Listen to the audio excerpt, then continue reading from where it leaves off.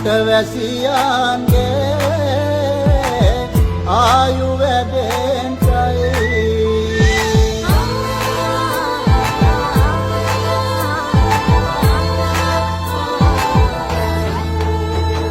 රට පුරාම අවුරුදු සිරිමයෙන් බලන්නේ රබදුමල් බක්මාස මංගල්ලේ ගමට ඇවිල්ලා නීල රාශියෙන් හැමිහිට මේෂ රාශියට පැමිණෙන හිරුදි